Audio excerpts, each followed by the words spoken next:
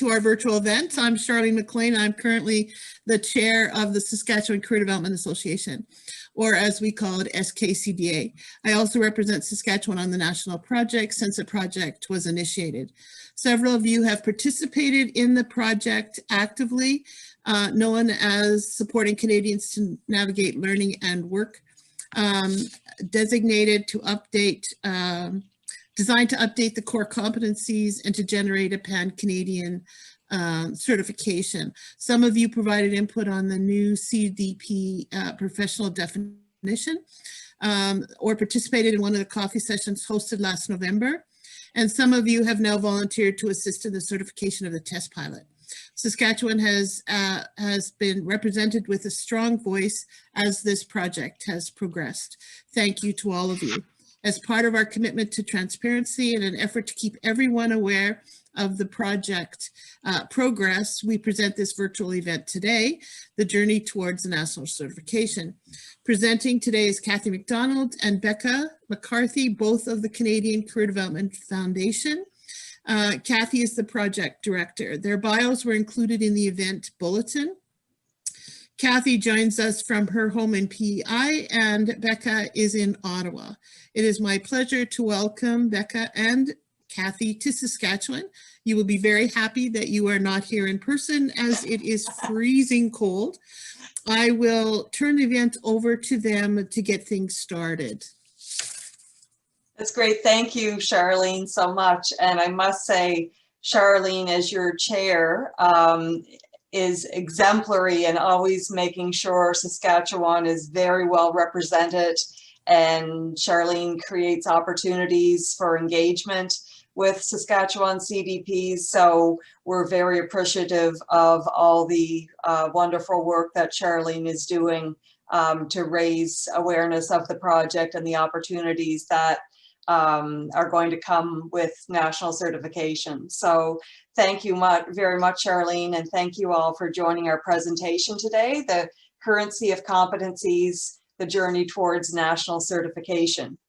And we are going to, as Becca was starting to say, we are going to be using either your computers or your phones today to do a little bit of interacting with you virtually. So maybe Becca, I'll just turn it over to you to explain Menti. Yeah, of course. So Menti.com is a product that allows us to sort of ask you questions in a really dynamic and fun way. You can use either your internet browser, or if you are like me and your phone is nearby, you can always follow along in your phone. I'm going to put the URL in the chat and also the code for today's session. So you can go to menti.com on your browser or on your phone, and it will ask you to pop in a code. You can see the code at the top of this presentation, 1200780. You can follow along with the presentation in real time and also respond to some of the questions that we have for set up for you today. So that's great. Thank you, Becca. So right off the bat, we're going to put you to work. And as Becca said, there is a website and a code that we'd like you to type in once you go to the website. And this presentation, as Becca said, will be on your phone or your computer, all the slides, and you'll have access to the results as well. So I see that some of you already are interacting with the first question of how many years have you been a CDP? So you can find that on the Menti website using that code, and we'll just give you a few minutes.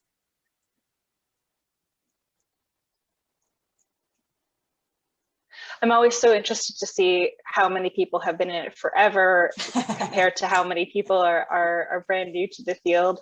I can speak for myself. I have been in the field of professional development for just a little bit over 3 years, but prior to that, I was an academic editor for ESL students, and I specialized in resume development for students primarily from China, and so I helped them understand and kind of culturally translate what they were doing. And I didn't realize that what I was doing was career development until much later. So.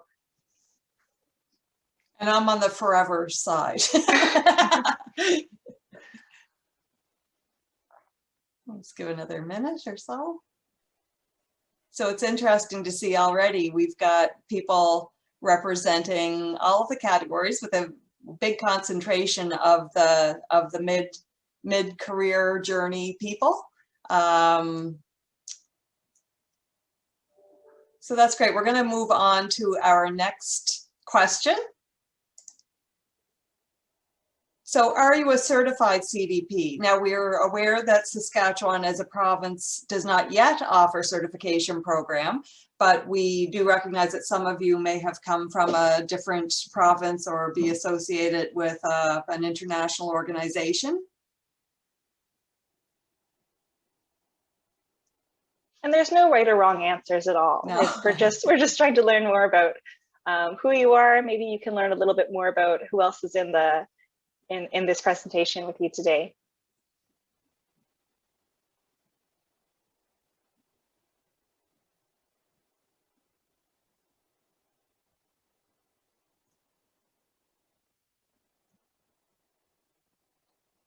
That's great. Thank you for that. And then this is the funnest question.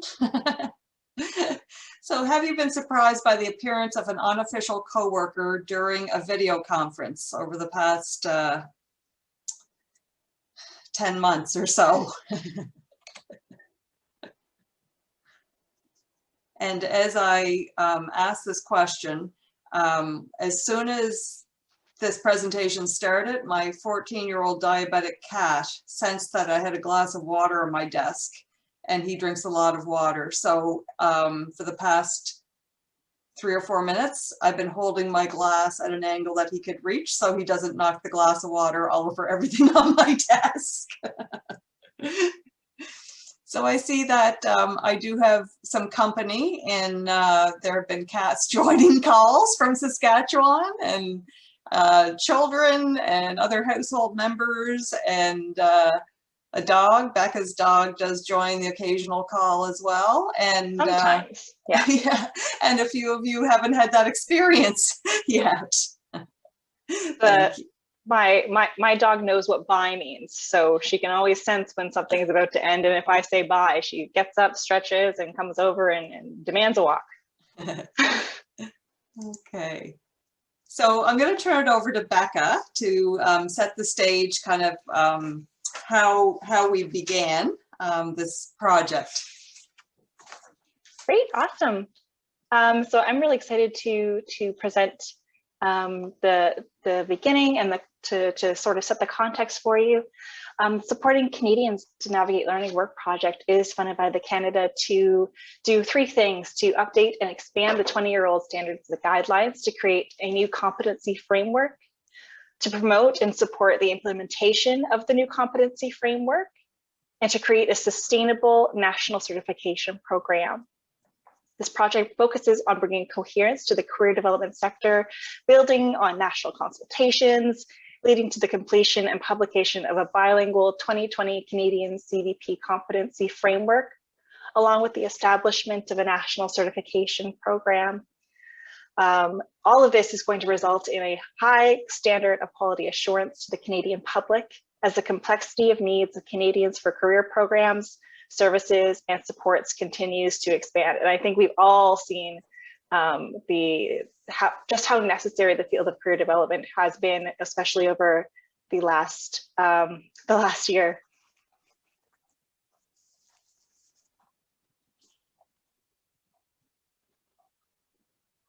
So we have 2 phases of this project. In phase 1, we developed a pan-Canadian competency framework for CDPs. You can see that's on the left side of your screen with the 4-story pyramid. Through this phase, we worked closely with career development stakeholders across Canada to update and expand the 20-year-old Canadian standards and guidelines for career development practitioners. You might know them more as the S&Gs, to create a new national competency framework that is reflective of our evolving practice and inclusive of all who work in our field. From frontline workers to researchers, there's pieces of this new framework that's reflective of the great breadth and scope of work that we do together. We have also in this phase actively supported the adoption and implementation of the new competency framework by career development professionals, their employers, training providers, and professional associations. We have developed individual learning plans, organizational training plans, community-based and post-secondary training and professional development opportunities. And we've also advanced the recruitment and recognition of CDPs across the country. Phase 2, you can see on the right-hand side with the little credential. We are currently in this phase developing a voluntary pan-Canadian professional credential granted to individuals who demonstrate competence as a CDP. CDPs who currently hold a provincial certification from one of the 5 certifying provinces, that's BC, Alberta, Ontario, Nova Scotia, and New Brunswick. Everyone who has certification in one of those provinces will automatically be granted national certification through a legacy agreement. Through working collaboratively with all 13 provinces and territories, we expect positive outcomes to be possibilities for stronger cohesion and professional mobility through the development of a voluntary pan-Canadian competency-based certification program. So if you're like me and you've moved around a lot, your certification will move with you. Articulation of learning pathways, opportunities, and tools for career development practitioners to develop and/or enhance competencies that lead to credentials. Development and adoption of a portable credential recognized in all provinces and territories, increased coherence to the field, and recognition of the vital role that our sector plays in the health, social, and economic outcomes for individuals, institutions, and communities. So here you can see the structure of our competency framework. The framework is a library of competencies. So I like to think of this pyramid here kind of like a bookshelf. The new competency framework is an update and expansion of the SMGs. The framework is intended to contain all of the competencies what career development professionals across Canada are expected to know and perform to a standard set by industry. The competencies cover all types of work contexts and address the vast range of clients served by CDPs. And this diagram is used to illustrate the different types of competencies in the framework. So I mentioned it's like a library of competencies. You can pull different competencies out of different bookshelves and bring them together to create the learning plans, to create credentials, and it's built in a very dynamic way. So it should be accessible and reflective of everyone who pursues national certification. The new national certification is voluntary, pan-Canadian, and a professional program resulting in a credential granted to individuals who demonstrate competence. CDPs who currently hold professional certification from one of the 5 certifying provinces, like I said, will automatically be granted national certification through a legacy agreement. And assessment is based on the industry-defined standard. That's the competencies pulled from different sections of our library of competencies that make up a definition and sort of the competencies that define what national certification is based off of.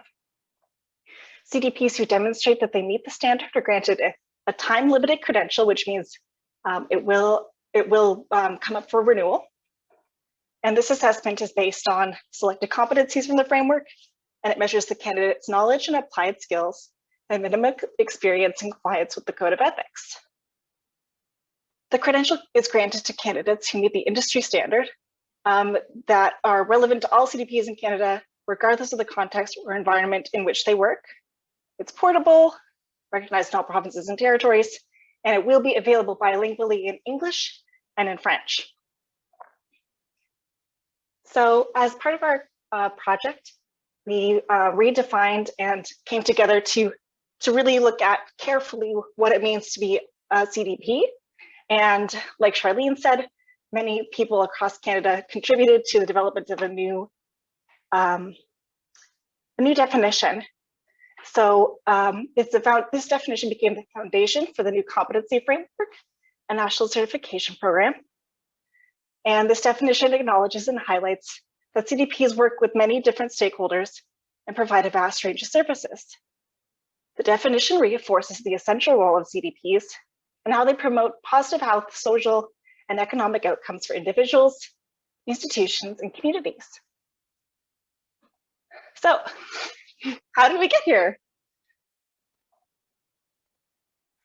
So we achieved really meaningful representative engagement from coast to coast to coast. We had close to 400 CDPs contribute to the development of the new competency framework through in-person and virtual regional coffee engagement sessions and in-person focus groups.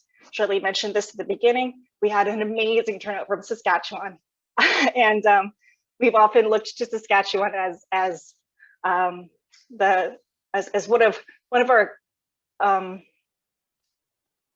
one of our shining provinces that is just such an amazing overachiever in many ways.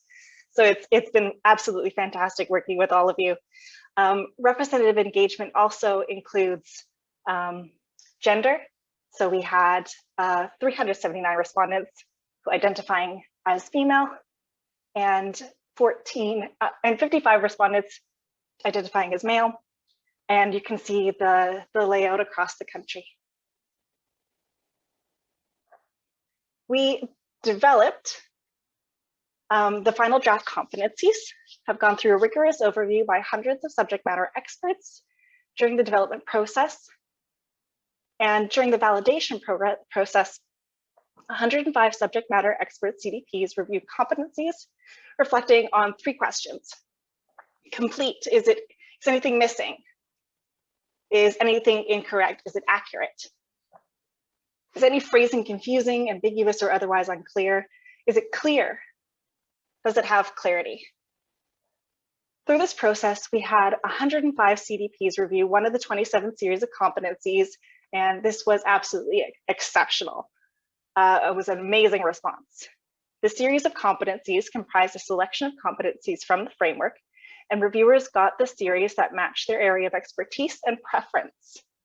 Overall, the aim was to ensure that all competencies had several reviewers, which we did achieve.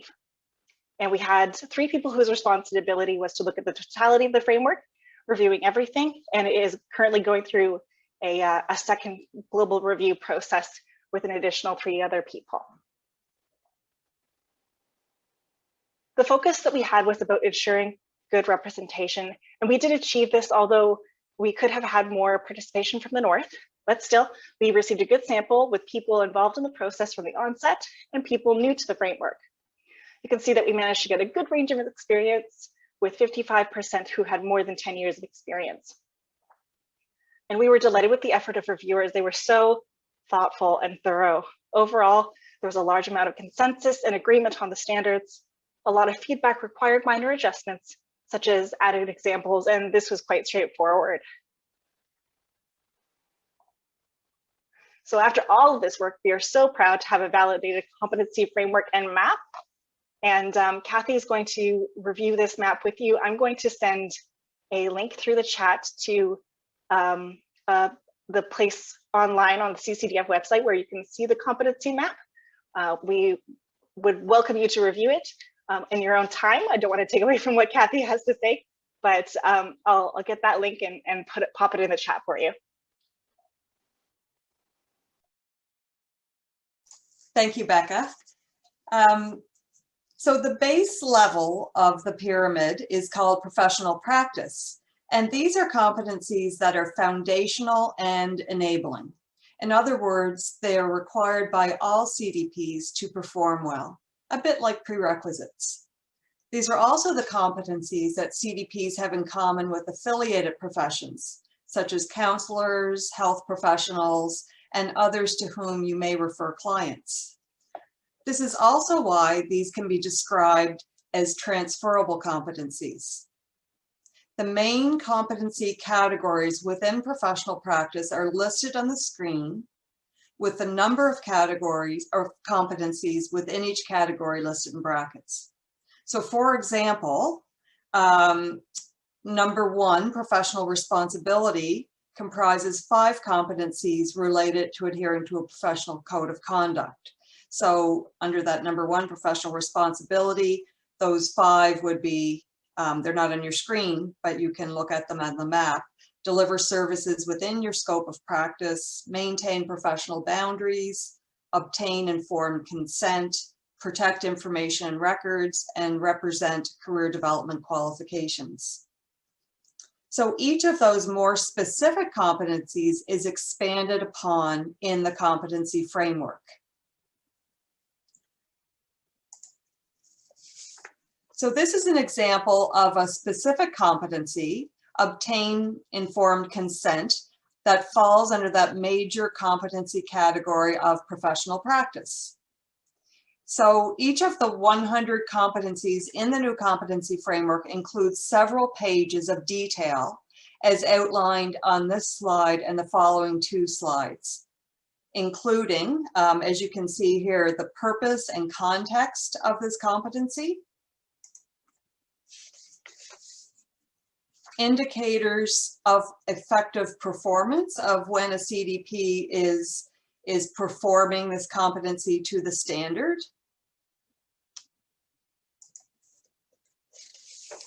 and the knowledge that's required to perform this competency well. There's also contextual variables for each competency. There's a glossary and key references for each competency. So again, there's 100 in total, and each one has about 5 pages devoted to it. Moving up the pyramid to the second layer, the next type of competency category is called CDP characteristic. And these are the competencies that are unique to CDPs. They are essentially characteristic of what most CDPs would describe as their main activities. These competencies distinguish the field of career development practice and are generally distinct to CDPs. They embody the main activities that apply to CDPs across the country.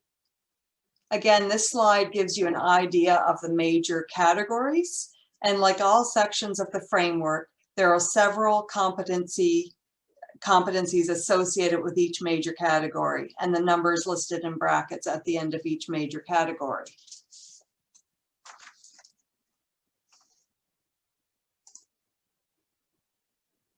So what we're going to do now is there are these 7 major categories. So what we're asking you to do is rank each of them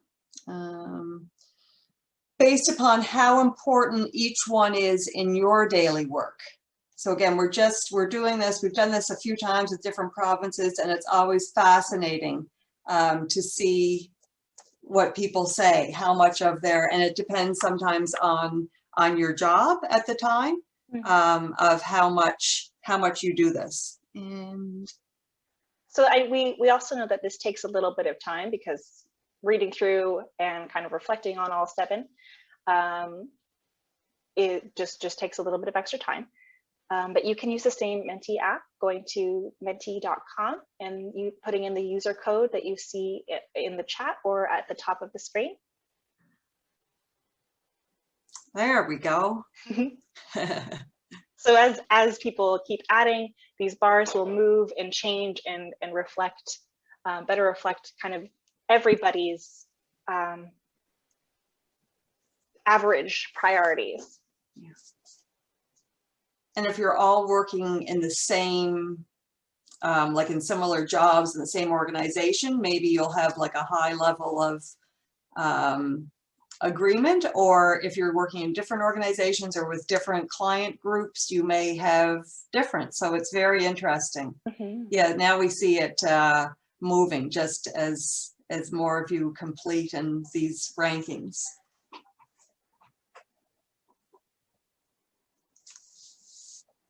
We have about 5 people. I know that we in the past have had around 7 or 8 or 9 participants. We'll just let it go for another few seconds to get your answers in.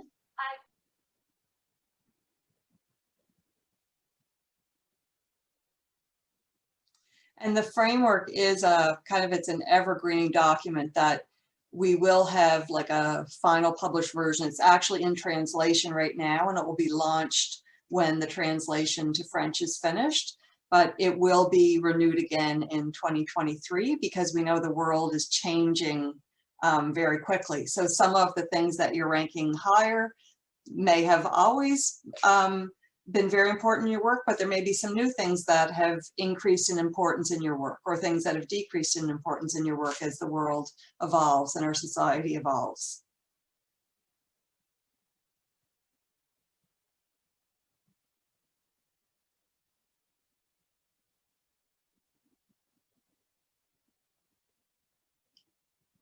Very interesting. So thank you for participating, and that's good data for us as well. And it kind of reinforces that, yeah, that there is a good mix in there. So thank you for that. The next category, the third category in the pyramid, is called CDP Extended.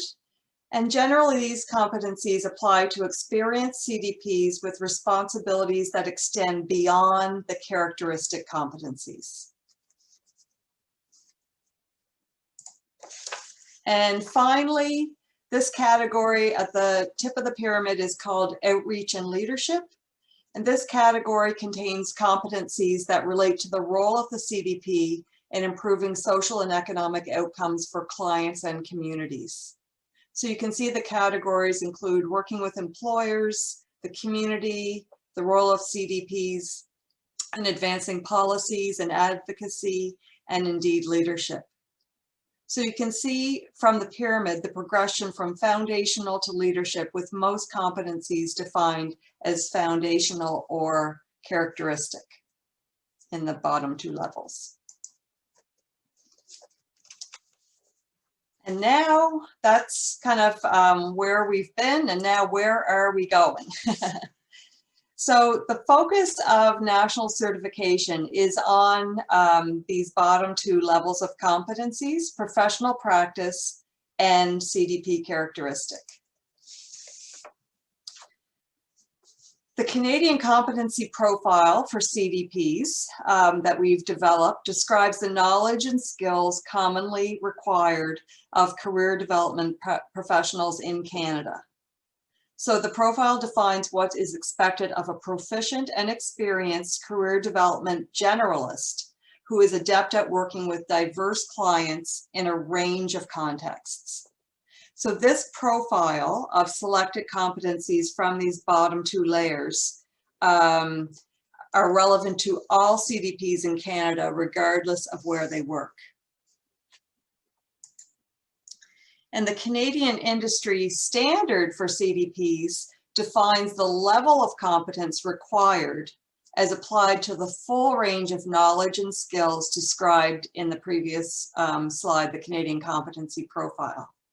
So the standard reflects actual workplace conditions and current issues that are impacting the occupation.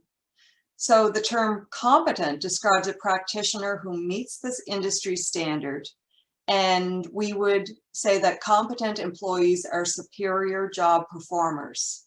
The standard is set by seasoned industry professionals from across the country who make up our National Certification Steering Committee, and Charlene is a member of that committee, and it's also validated by the industry across the country.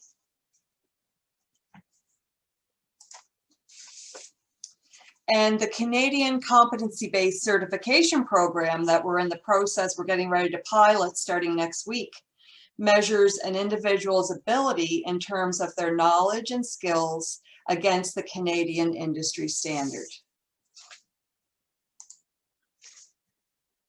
So our new national certification program is a professional certification program.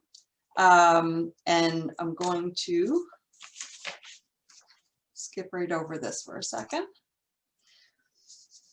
It's a competency-based program. So the competency standard is set at a high but attainable level reflectant of current and emergent practice for most CDPs in Canada. So as Becca talked about previously, we have worked with hundreds of CDPs across Canada in hearing from you and your colleagues of what your work looks like, what are challenges, what are successes, And looking at competencies, we've had an assessment development working group that has actually written case studies based upon their own practices and has helped us to develop questions that correlate to each of the competencies. So the emphasis of this competency-based program is on current competence and abilities together with a periodic renewal process that recognizes that the industry standard is dynamic and is changing. And we've seen that over the last 10 or 11 months. The program will have oversight by a trusted authority. So it will have a rigorous governance model and a rigorous decision-making process. The designation can be revoked if, for example, a CDP violates the Code of Ethics, which is also being renewed along with our competency framework. There is a rigorous assessment that with psychometric integrity and summative, and I guess, again, it's set at a very attainable level. And there's a minimum applied experience component as well. And also there will be a designation. So when someone becomes certified, it's associated with the right to use the title, and it's portable and can be transferred across Canada and recognized across Canada. So this is the professional certification program model that has been endorsed by the Project Certification Steering Committee.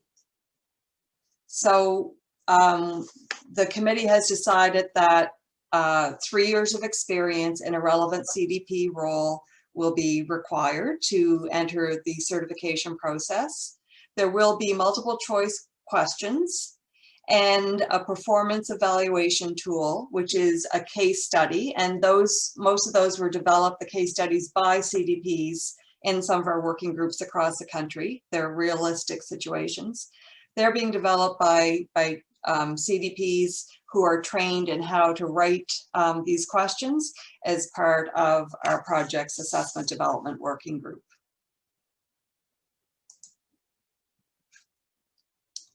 So we've got another question for you. So might you be interested in pursuing national certification when we have it up and running? Again, no wrong or right answer. And it's all anonymous. You don't have to worry about other people seeing your names pop up. If you have an unpopular opinion or you want to ask more questions.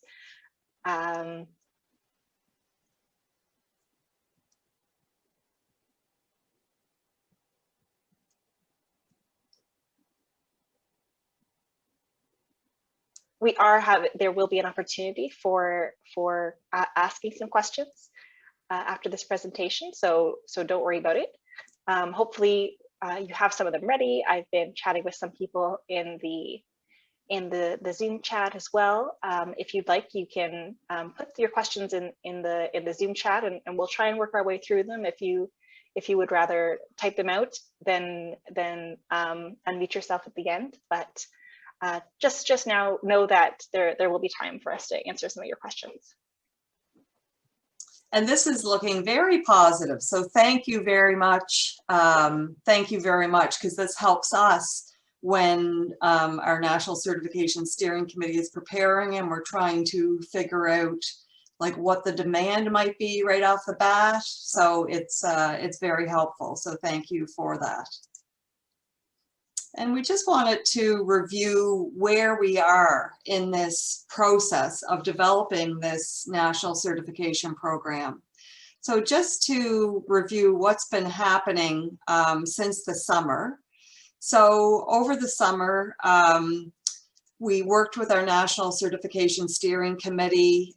We had eMerit Consulting, who have developed 28 different certification programs for different occupations, has been working with us. And they presented and recommended a methodology and the actual program model, which you saw with the 3 years experience and the multiple choice and the case study. And that was ratified by the committee in the summer. And then in the fall, we were very busy, and CDPs across the country were very busy working with us to develop these assessments, the multiple choice questions, and also the case studies for the performance assessment. And we also worked with our National Certification Steering Committee to develop an exam blueprint of we determined the weighting of different competencies. So was one competency more important than other? Should it have more questions than others? And the specifications. And from the fall to the winter, and it will continue on to the spring, the development of the assessment tools is ongoing, supporting tools for working with partners when we start to deliver the program, policies and governance structure. That work will continue into the spring. We're very excited that we are almost ready to begin our test run or our pilot of the assessment. And Becca's been very, very busy working with people. And maybe Becca, I'll let you talk for a few minutes just about the pilot and where we are and what you've been up to. Yeah, of course. So in around last month, a number of people across Canada were contacted by their professional association requesting that those with a minimum of 3 years experience volunteer to test the exam questions. And so while this is a pilot of the assessment, it really truly is a pilot of the assessment itself. We've had our working group develop the questions, and while this won't be testing, this pilot won't be testing the knowledge of the CDPs asked to write, it will be testing the validity of the questions to make sure that they are fair, that they are representative of the work that most CDPs across the country with 3 years minimum of experience do. We're very excited. We have over 200 participants that have volunteered to take the exam. I'm so sorry if you reached out to me and you haven't received an email yet. I'm digging through. I received so many over a very short period of time that I'm taking some time today to methodically kind of go through everything and make sure all my I's are crossed and my T's are dotted. And so we hope to start the pilot on the 16th. We have a number of sessions with volunteer proctors. Charlene from SKCDA is one of our fabulous proctors. And once that is over, we're going to take the data that we learned from those taking the exam to really nail down which pieces will make up the best and most fair exam going forward. That's great. Thank you, Becca. And we actually have a little working group of the National Certification Steering Committee that's going to spend about 5 full days over the month of May and maybe June, taking a look at how each question performed, not the people, because we won't have any names or anything, but looking at if everybody got this certain question wrong, or a group of people got this question wrong, then we look at the question. Is there something wrong with that question? Is it biased? Is it out of context? Is it poorly written? What's wrong with the question? So that group will be deciding whether the question actually makes it onto the exam or whether it needs to be thrown out. So we'll be doing that with all 400 questions. There's not 400 questions on the exam. There's about 125 questions on an exam, but we've got multiple forms of the exam and we've got some backup questions. Mm-hmm. So they'll be going over each question in grueling detail, looking at how people did on it. And again, we're not judging or evaluating the people, we're evaluating the question. So that's what's going to be going on. starting next Tuesday. And then sorry, I just want to say that that's what makes the pilot so important, is without participation from as many people across the country in diverse working environments, we wouldn't have the data to make these kinds of decisions. So instead of kind of feeling our way around in the dark with no information other than the group's own experience, this way we're bringing in the most people in the most efficient way to get the best data to make good decisions. Thanks, Becca. And then in the spring onto the summer, so the project, the 36-month project finishes at the end of August 2021, this summer. So between now and then, or I guess the spring and summer, we'll be analyzing the different parts of the performance assessment, like the case studies and the multiple choice, and trying it in French as well. We'll be validating and coming up with final deliverables. We have applied to the Government of Canada for another 3 years, because the first 3 years was we were developing with a lot of engagement of people across the country. We were developing the competency framework and developing the certification program, and we haven't implemented. So we've piloted and we will be all set to implement in September, but we have to wait and see whether we get money for another 3 years to work with each province and territory and to work with the SKCDA to look at implementing. So we're very hopeful that that happens. So Becca, I'm going to turn it over to you for, I think you've been tracking the questions. Yeah, of course. We have some questions in the chat right now, just about more participants. The best way to make sure that if you are interested in doing the pilot is to send me an email directly. That would be the most efficient way. My email is in the chat there. You can copy and paste it. I'll be sending out an introductory email to those who I've missed and those people that I'm connecting with today. I just want to speak a little bit to the process of the pilot. We have over 200 participants that have signed up, and we are working with volunteer proctors. And truly, we cannot express how thankful we are to the proctors making themselves available on a completely voluntary basis. And so in the interest of fairness, we will be offering the pilot exam sessions on a first come, first serve basis. That email and that communication will be coming out to you soon from a CCDF email account. And once you receive that email, again, the opportunities are on a first come, first serve basis. So if you are really, really excited and want to guarantee a place in the pilot, I would encourage you sort of just to look at your schedules right now and identify a 4 to 5 hour block that works for you in the morning and the afternoon and the evening on a day between February 16th and March 5th. I promise things will be a little bit clearer once you can see the information in front of you as opposed to it being verbal. But if you are interested, the best way is to directly reach out to me through my email in the chat. So Becca, I just wanted to let everyone know that the information was sent out to all of our friends of the SKCDA, and I gathered names.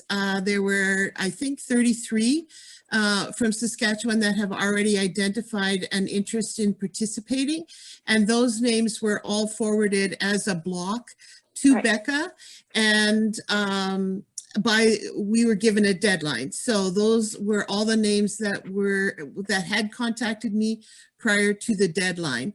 So if Becca wants to extend that deadline and you want to continue to or want to participate, then she's given you the option to submit your name directly to her.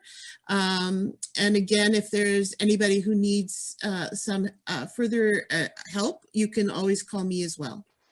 Yeah, and thank you so much, Charlene, for doing that. I did reach out to that block of people, and I reached out to you as a block. And so while your name is on the list, you should have heard from me. You should have heard from me already. We have a question from Kristen Toms. Have you determined a cost for national certification? So I'll take that one. Thanks for that question, Kristen. It's a very important question. We have not determined a cost at this point, but starting actually tomorrow, a colleague of myself and a colleague are going to be having phone calls with representatives from associations across the country or representative organizations. So we'll be contacting Charlene and inviting her to meet with us just to talk about what's working well in your association, the kind of the feel on the ground of are people interested, and talk about some of those things. What training do people participate in, and the cost. But eventually in the next 7 months, probably cost is the most, it's the most pressing issue, and it's the most, I want to say controversial or sticky. It's a sticky point in our policy. So we hope in 7 months to have data from every province and territory across Canada, and to come up with something that is reasonable yet respects the level of work and competence that people have in order to hold that certification. So we don't have a cost, and we're not going to set it from here, but we will work with all 13 jurisdictions to try to get agreement on a cost. And certification, a competency-based professional certification program, contrary to some rumors, it's not usually a moneymaker. It usually, we'll strive to break even. So we will be striking a national governing body that will not be CCDF. It will be another, whether it's a brand new organization or some other organization, but they'll be looking at a diversified funding strategy that will hopefully enable them to break even. So that is the goal, to break even. And Jackie, thank you for your question. Certification is voluntary in that at this point, you can still be a career development practitioner and work in the field of career development if you do not hold the national certification. So like, no one's going to lose their job if they're not certified. You can continue working, but we're going to support you and encourage you to participate once you get 3 years under your belt as good professional practice. And then there's lots of perks that go with it, because we're trying to raise a profile with government and with employers so that they know if you are certified that you've been through a rigorous process and that you've met the industry standard. But if you are not certified, that is fine. There, you still can continue your work. We have a question. Oh, sorry. Yeah, that's a great question from Susan. Would there be a requirement for ongoing continuing education credits to maintain certification? And that's another thing we're going to be talking with the National Certification Steering Committee on, and the provinces and territories. There will be some type of continuing education to recertify, and there will be a recertification period. And we're not sure what that period is, whether it's every year, every 3 years, every 5 years. That decision hasn't been made yet, but there will be some type of professional learning or demonstration that you're keeping up with the changing world and employment and labor market environments, but we're just not sure what that will look like at this point. If anybody else has any other questions, you're more than welcome to pop them in the chat. I'm happy to read them out loud for you. Or if you'd like to ask us directly, you can unmute your microphone. Please, now is a great time to interrupt us and get some clarity on some of the questions that you might have had through the presentation. And I see somebody else has a diabetic cat named Harvey, so that's wonderful.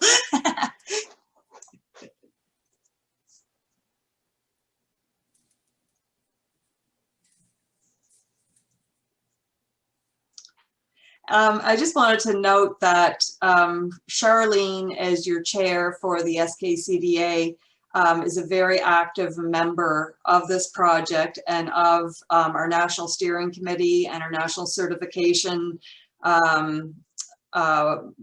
Committee and Working Group, and our Assessment Development Working Group, and she's been very involved in everything. And encourage you to, if you're not already a member of the SKCDA, to consider becoming a member, because Charlene does a great job and the SKCDA do a wonderful job of making sure that members are informed, that you're first on the list for having opportunities to become involved. And so thank you again to the SKCDA for your outstanding leadership with that. And I'm such a big fan of all the professional associations that we've worked with across the country. Professional associations are so important, both to the identity and profile of our field, and also to keep you connected with each other, and to advancements like this and different projects. We have just from the SKCDA a note in the chat. We welcome you to join the SKCDA as a member. You can expect the opportunity to connect with other career development professionals, participate in professional development events, and more. For more information, you can visit the website at skcda.ca or to email at skcda.inc@gmail.com.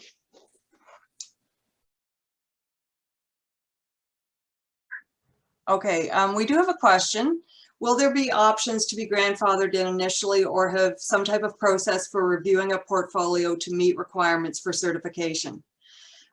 So we will be developing legacy agreements with the 5 provinces and territories who currently have programs, or with individuals who have some form of certification.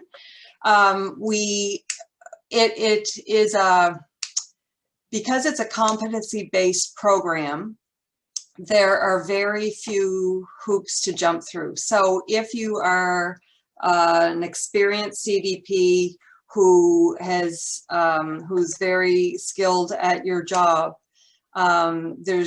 what you can do is just challenge the assessments. There will be a practice one, so you can get a flavor for what the questions look like. There'll be probably 50 sample questions to practice on, and it will be explicit what competencies each question is linked to get an idea. And so you can right away just challenge the exam, and then the case study, and you will be granted certification. So there's no waiting period or anything like that. We aren't going, I know Nova Scotia does the recognition of prior learning. We're not set up for that right now, but we expect that through the case study and structured interview, having a conversation with a trained assessor, that it would be fairly a straightforward process to become certified.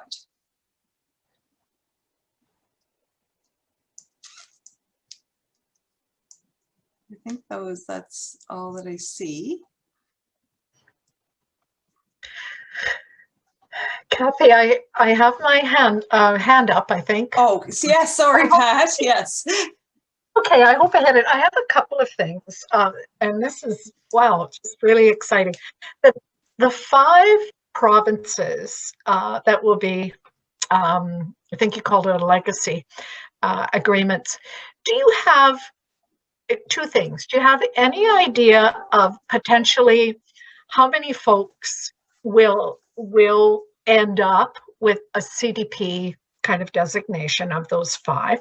And are they primarily in provincial government ministries, public servants within government, or where do they come from? I guess I'm curious. That's a great question. So we are going to be working over the next 7 months. We've got a little strategy where we're going to be having just some personal phone calls and conversations with each provincial and territorial association to try to discover those answers. Just anecdotally, without just speaking from my perception of what I've learned so far, Nova Scotia, for example, has a very rigorous provincial certification program that is competency-based, and they are in a very positive and close relationship with their provincial government, their advanced education training department, or labor force, workforce and economic development. I don't know the name of it right now. And they have, their provincial association has worked very closely with their government departments to make it required for anybody who works in a Work Nova Scotia site to become certified. And they have supported all of those employees who are provincial government employees through Work Nova Scotia. They have supported them to work through the process. So they have a large cohort of CDPs who have been supported, and it's been expected that anybody who's working in a Work Nova Scotia site is certified provincially. But then there's other like organizations within Nova Scotia that I don't want to say they're on their own, but because they're not part of Work Nova Scotia, they would you know, work individually or through their organization to go through the process. And then I know in New Brunswick, it's similar, and Becca, I know, speaks a lot with New Brunswick people through training at CCDF, but they have one of our members, a New Brunswick member on our committees, works for the provincial government in kind of workforce advanced learning role, and they also support their practitioners to receive the New Brunswick certification, although it's not competency-based, it's more a certificate program. In Alberta and BC and Ontario, I would say there, and somebody jump in if I'm incorrect, I'd say it's not as closely related to provincial government. And those three are all certificate programs as well. There's no formal exam or summative assessment. It's more formative. So Yeah. Kathy, can I just take a minute here? My understanding is that I understand that the Maritime Provinces has a very large LMDA amount, and so a lot of their money comes through that extra LMDA that Saskatchewan, it's not comparable. I can speak to New Brunswick, since they are a smaller province, that their government, through training that they receive through CCDF, has worked very closely with their provincial association in ways that, like, my home province of British Columbia has not done. In British Columbia, it's more of an elective process as part of your professional development. There's a lot of Work BC work environments that participate, but less so, more on a frontline level, less from a management perspective from British Columbia. So in terms of demographics and who we expect to sort of be legacied over, it really does depend on the province. And again, it still is voluntary. to do that as well. Some people may choose not to participate on a national certification level for many different reasons. So it would be it's hard to put a number on it demographically, but anecdotally we do have a little bit of context. Right. And just Charlene, just to go back to your LMA, LMDA, I'm a couple of years, I used to work for the provincial government in Prince Edward Island, and I'm a few years out. So I know that when that was devolved from the federal government, I think there were agreements with each province or territory or how that was going to flow. And I believe that the provinces had a lot of decision making. And Pat, you may have direct experience with that in Saskatchewan. Yeah, and I this is all just really good information. Thank you for filling in the blanks. I think, you know, our organization, which is of course a provincial ministry, and I'm not sure if any of my provincial colleagues were on the call from 12 to 1. So I'm keen on taking this information back to our executive director and my colleague directors to look at, you know, the potential. Obviously, our staff have been involved in a variety of the components of the project, and I think we've got 3 or 4 who are involved in taking the exam now as well. But you know, some keen interest from a training development kind of strategic planning perspective, where does our ministry, and more so I guess our branch at this point, go from here? And because it is voluntary, obviously, you know, is a very good opportunity for I think a number of our staff. You know, I can't gauge the interest, although if I take a look at folks who've taken the CCDF online courses and their interest in the project, etc., that I would probably be safe to say that there are some, probably more than some, that would be interested. So I'm going to have to leave at this point, but I am very interested, and I may connect with the 2 of you to possibly give us maybe a presentation at some point. Sure. If you're open to that, or however we do that over the next, I know the next couple of months are really, really crazy around here because we are doing a lot of training and year end and whatever, but I think once that settles down, if you're open to an invite, I'll certainly talk to my executive director about that. Awesome. We would love that, Pat. We would love that. Pat, Yeah. just to let you know, there was nobody else. Oh, are you kidding? Oh, okay. Okay. It's all on your shoulders, Pat. Yes, well, no, I'll definitely speak to it. And I think, you know, I see that we also have some, I think, some CBO partners that Labor Market Services also has been involved with either currently or over the years. So many. There are many that have been involved. And I know, Pat, that you and Jan and I will meet in the next couple weeks. We're just waiting for Jan to get a date. So okay, that's great. So awesome. That is great. We're seeing movement forward. Thank you so much. I'm really, really glad I sat in. Good to see you folks. Some of you I've actually talked to you on the phone, but not seen your face, so I appreciate that. And have a good rest of the meeting. I'm sorry I do have to leave, but thank you. Thank you. Thank you, Pat. Look forward to following up. Yeah, take care. Bye-bye.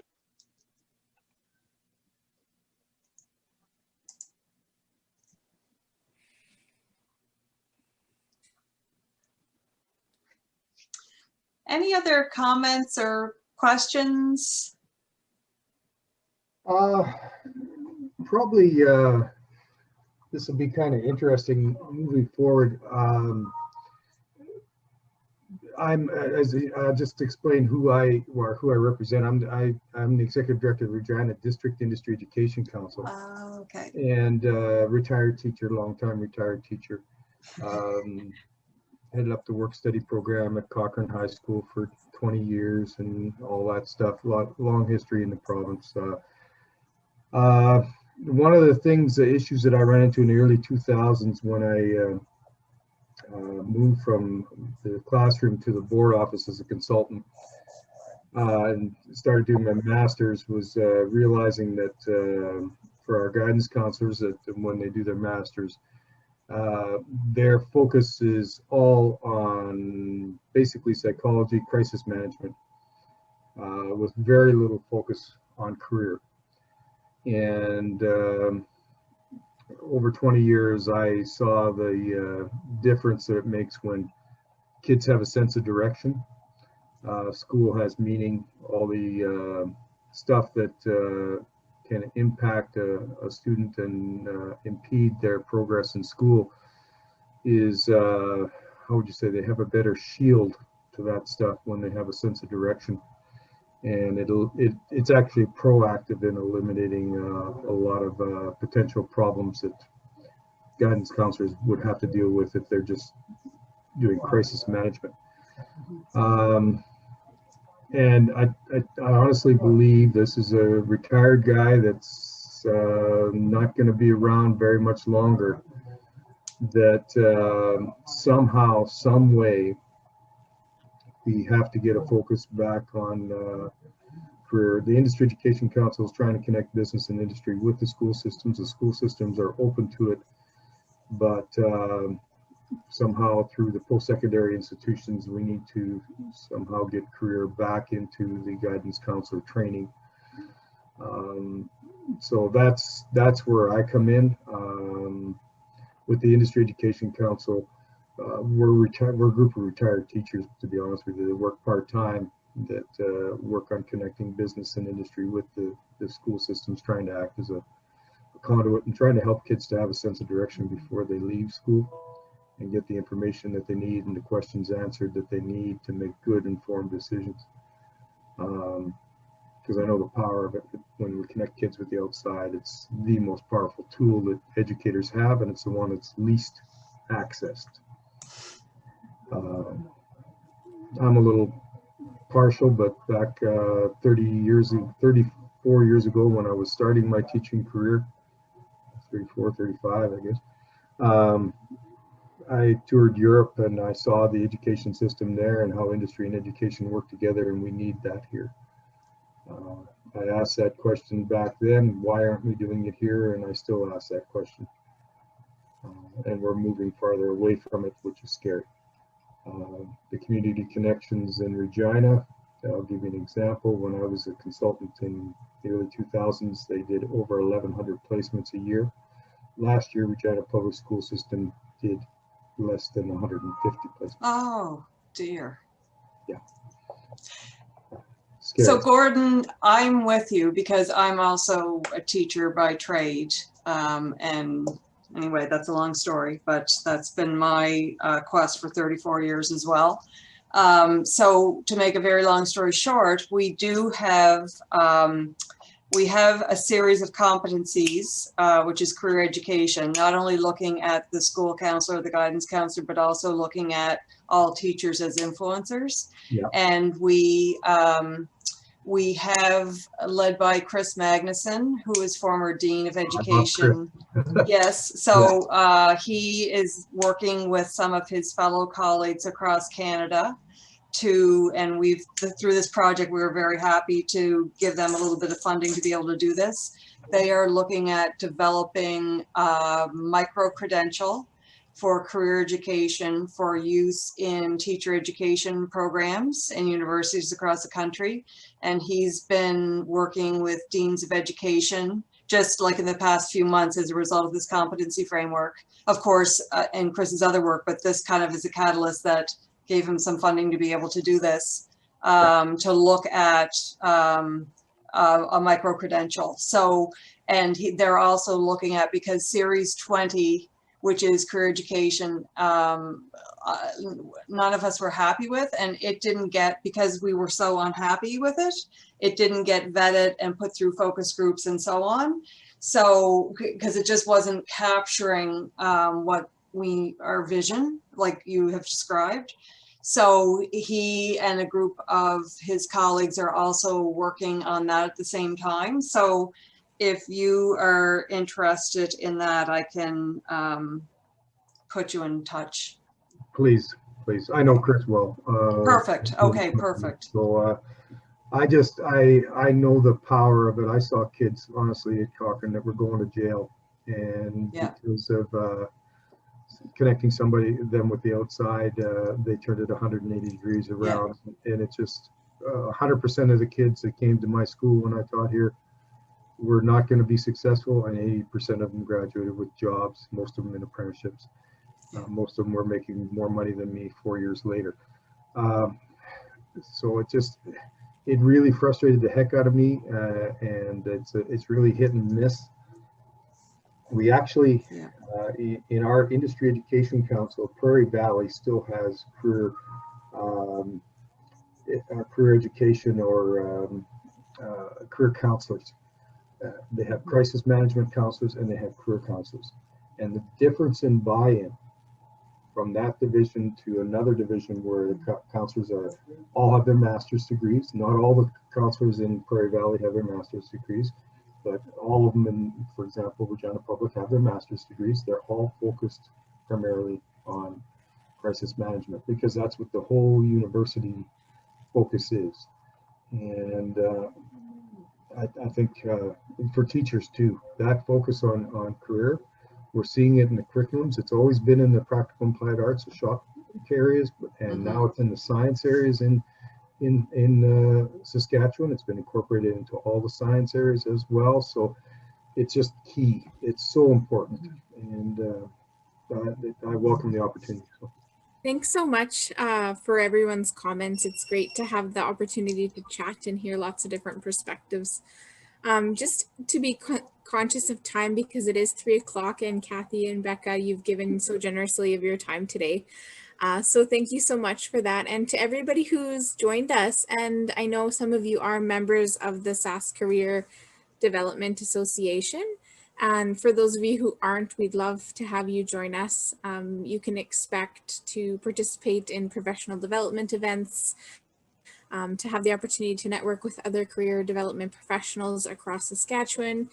And just from the conversations today, I can tell that there is a lot of interest in, continuing these conversations and having the opportunity to talk about, the challenges that we face in the career development field, some potential and like things that we can look forward to, including the national accreditation. So it would be great to have you join us as a member. So if you'd like more information about membership to the SAS Career Development Association, you can check it out on our website, which is skcda.ca, or you can email us you would have all received an email from us with the Zoom link for this meeting.